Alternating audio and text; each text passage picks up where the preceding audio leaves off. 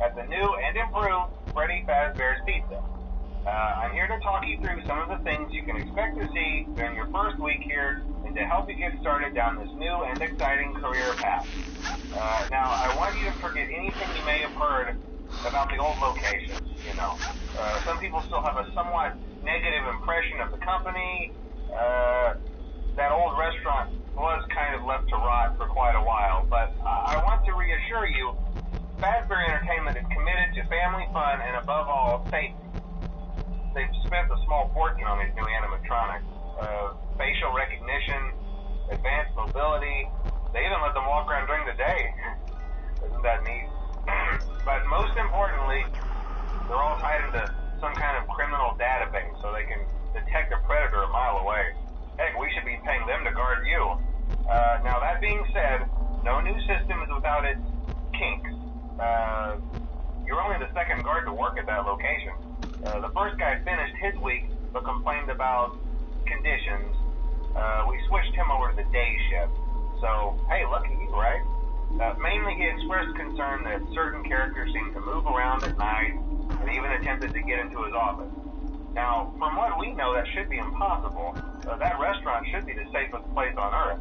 So while our engineers don't really have an explanation for this, the working theory is that the robots were never given a proper night mode. So when it gets quiet, they'll try to find where the people are, and in this case, that's your office. So our temporary solution is this. There's a music box over by the prize counter, and it's rigged to be wound up remotely. So just every once in a while, switch over to the prize counter video feed and wind it up for a few seconds. It doesn't seem to affect all of the animatronics, but it does affect one of them. And as for the rest of them, we have an even easier solution.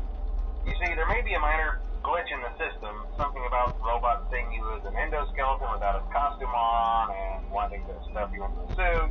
So hey, we've given you an empty Freddy Fazbear head. Problem solved. You can put it on any time and leave it on for as long as you want. Eventually anything that wandered in will wander back out. Something else worth mentioning is kind of the quirky modern design of the building. You may have noticed there are no doors for you to close.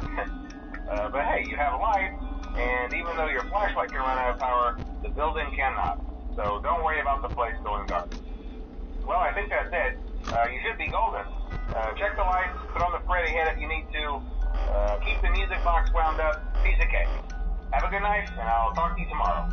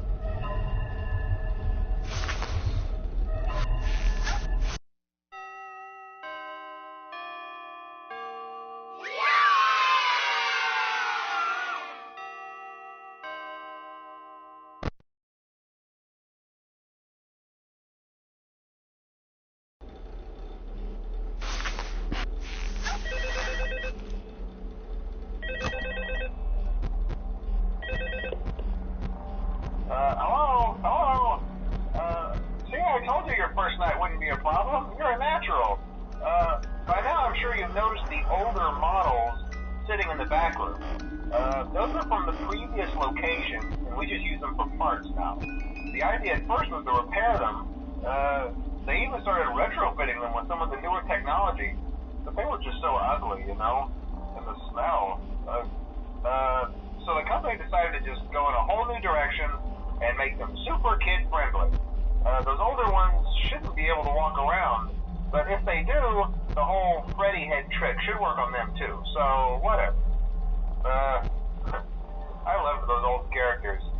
Did you ever see Foxy the Pirate? Oh wait, Foxy. Oh yeah, Foxy. Hey listen, that one was always a bit twitchy. I'm not sure if the Freddy head trick will work on Foxy. If for some reason he activates during the night, and you see him standing at the far end of the hall, just flash your light at him from time to time. Those older models would always get disoriented with bright lights. It would cause a system restart or something. Come to think of it, you might want to try that on any room where something undesirable might be. It might hold him in place for a few seconds. That glitch might have carried over to the newer models too. One more thing, don't forget the music box. I'll be honest, I never liked that puppet thing. It's always thinking, and it can go anywhere.